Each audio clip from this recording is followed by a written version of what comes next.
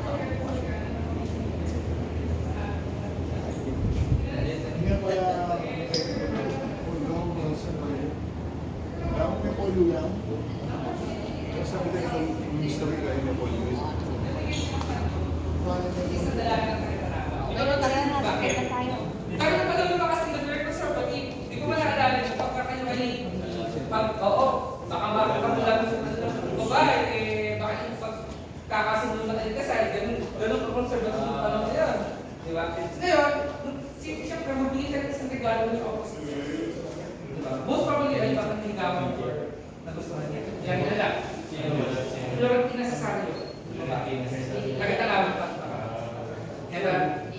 Also here, ito po ano siya, nakikita yung one that time, he was able to buy this escritorio, tawag yung escritorio or yung lamesa, study table. Made of pure narrow yan. And itong original din po na nakukuhan, pag-aaral yung mabindi, at yung mga libro, according to my great grandfather, hindi po pa sa nalibos ko. And nung ano naman Kastila po, hindi naman pwedeng mag-aaral ng babae. Sa bahay lamang, di ba? Bakit pag-aaral ng babae, pag-aasawa nila naman? Yun ang nakikita nila sa mga matasal na araw, di ba? Mga lalaki lang po ang pag-aaral. Pero sa mabindi, nagkaroon siya ng chance na mamulit sa sistema. By giving a craft for the constitution, giving the respect. Kasi naman sa kanyang craft, nabigyan ng kapat ng babae na mag-aaral sa natin. Okay. Ang unang pangarap na magulang niya ay mag-isa, pari, but he's supposed to become a lawyer. Sabi ng Winnie, hindi ako pinagparing nakatandaan ng pa man, hindi ko niniwala ko. Natunay na natin ng Diyos, hindi makasukara ko nila ang papayan ng Diyos. Sabi ng Winnie, kaya mo sa utang pari para ng Diyos. Pero mas parang di ba, kung ikaw ay mahirap, focus ka ng study, or magtatrabaho ka. So, gano'n ka seryoso mabili sa pag-aaral. Kasi, sayang na naman, kung ikaw yung babagsak. Wala kasi hindi natin set na wala.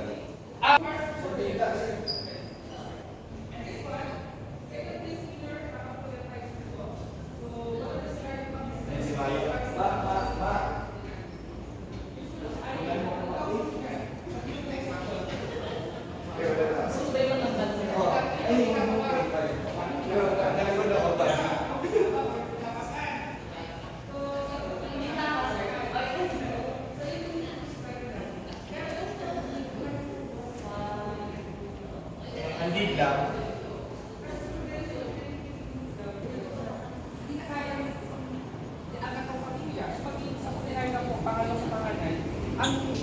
By the way po, kung taga-Bicol kayo, Dito tayo narinig po ba si Pancho Piano? Siya po ang gumawa ng artwork na to. Yeah, so, ay sir, bawal po sir. Ay sir. Ay! Yeah, don't touch po tayo na. Alam mo sa mga artwork. Pahipo So, naman. ito po ay kilala si Pancho Piano sa paggawa. Ito po, paliwanag ko yung pagkakas. Kasi very tricky yung part na yun.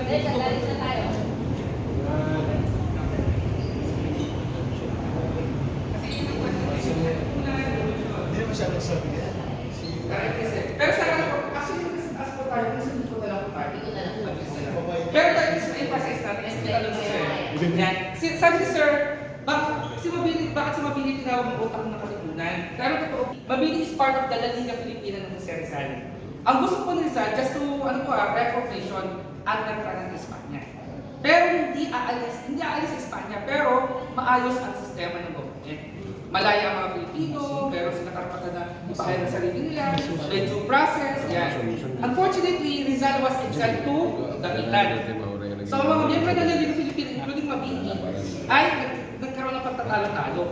Nahati sa dalawang grupo, si Mabini ay umalim sa isang grupo, tinatawag ng Cuerpo de Compromisarios. Ang isang grupo yung Katipunan. Magkaiba po ito. Ang gusto ng Cuerpo de Mabini, ituloy ang Reformation Movement ni Rizal. Ang gusto ng Katipunan, hinuwalay sa spirito ng revolusyon. Hindi po sa kanya si Mabini sa isang revolusyon, kaya hindi siya sumali sa Katipunan. Okay? Ngayon, bakit siya tinawag ng utak ng revolusyon? Despite hindi siya naging part ng Katipunan. Mason. Meron po tayo dito hospital bed. Pero ano lang ito? Replica na lang po ito. So, magkakasin na rin. Ano tawag sa kanila? Hospital arrest.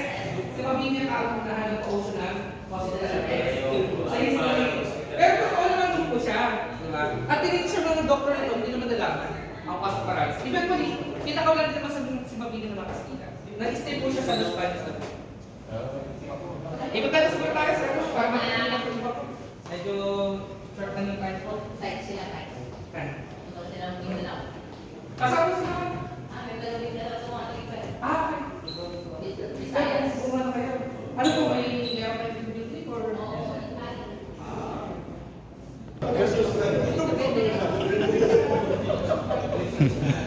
Ganda rin naman yung araw. Nagbakasakal sa Mabini gagaling. Kasama nito yung siya naman po. Pero enjoy the revolution, di siya nasa Bailabuga. Sinulat niya yung mga documents. 2020. Sa Elber de Decalogo at programa ko sa nakarating si Aguinaldo ba sa Maria talaga. Kasi Mabini po ang inatasan niya ng chief advisor at iba lang kasi sa sistema ng gobyerno. Kaso nga lang, nagkakaroon ng mga sa Manila.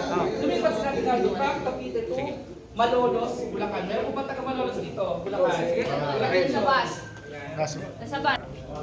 Sa taas po, meron pa tayo sa taas po. Okay ba? Pagkatapos po Papel na lang. Bilis. kasi 7 gallons po ito. Pinaka-importante sa taas po, doon yung pinakahuli, doon yung mga gamit po. At least nandiyan na siya. Ayos ka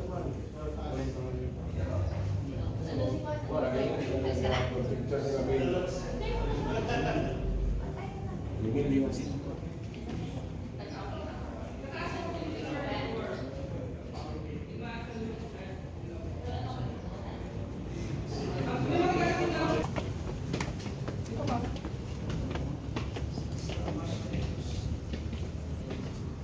Maan, laban sa estado. Yan, maging ano siya.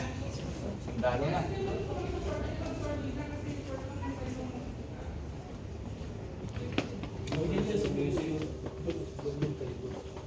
Philippine-American War po. Picture tayo doon din pero walang flash.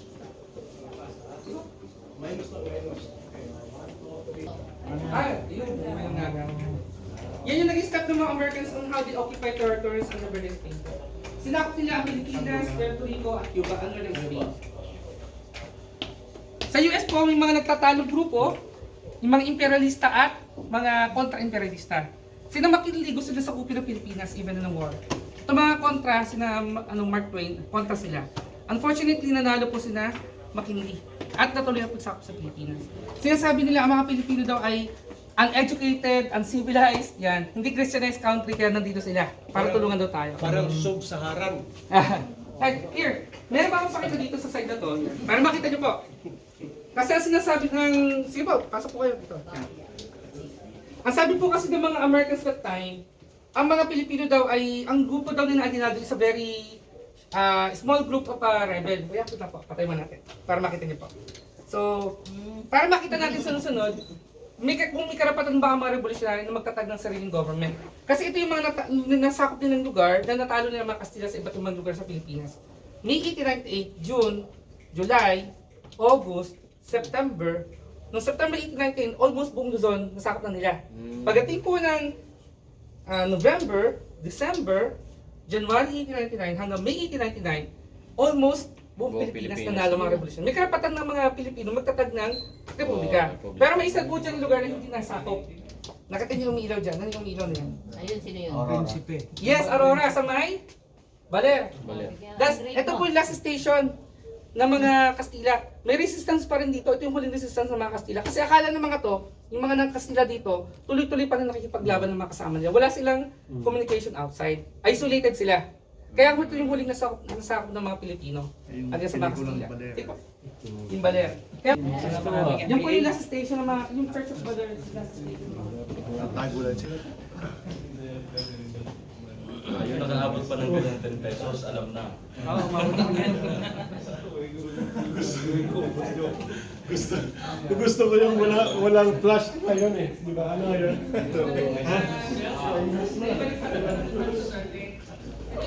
Naalala niyo yung nag-ring ng bell, yung parasit na na-atake ang mga Pilipino against sa mga Amerikano. Kaya kiltagat yung mga Amerikano, hindi nila gawang manlaban. At yung iba sa kanila, nag-disguise pa. Akala nila babae, may hawak na balon yung palamita. Tapos nagpasok sila ng kabao sa loob ng simbahan. Yung pala alaman puro mga weapons.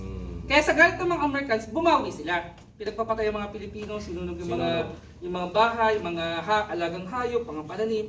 Lahat ng 10 taong pataas ay patayin. Yung moto sila. Kill and burn the Samar. At kinuha lang yung bell na yun. Yan ang Balangiga. totoong balangiga massacre. Yes po. Hindi yung massacre sa kanila, kundi massacre nila. Kasi yung massacre sa kanila, para very light yung ginawa nila, sabi niya, not all of them participated in the killing of the kids that time. Kasi nagkaroon ng medyo cleansing ng ano eh. Pinatay sila. Kasi dahil tagal ng mga Americans, this is the worst defeat of mga Americans during the Philippine-American War. Hindi nila matanggap na napatay sila ng mga civilian. Mga waray yun. sir. Opo. Karamihan sa kanila mga ano, actually hindi matotal mga revolutionary.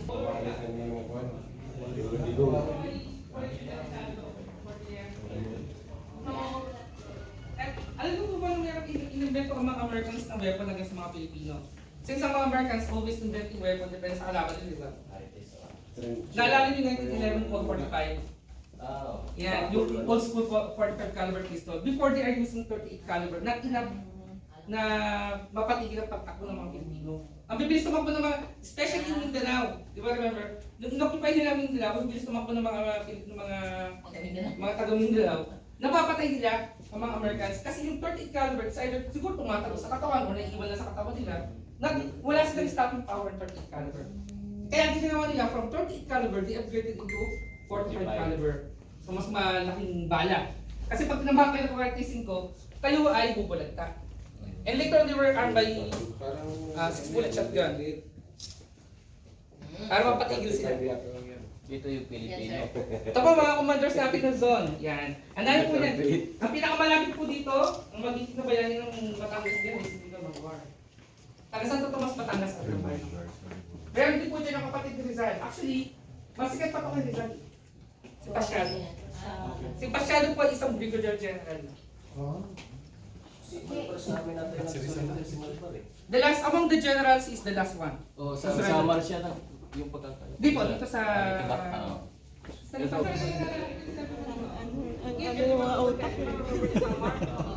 Lahat ng sagot na pataas nila. Kasi sabi nila, criminals because they were born 10 years before. Mga weapons po. Alam niyo yung mga boga ng araw? Kasi yung sunod ng boga, tawag nilang taka. Tapos this one is katipulang bolo. Ito po yung panabas. Pag sinabing panabas, panabas. Pero during the war, yan po ay nahugot ng vertigo.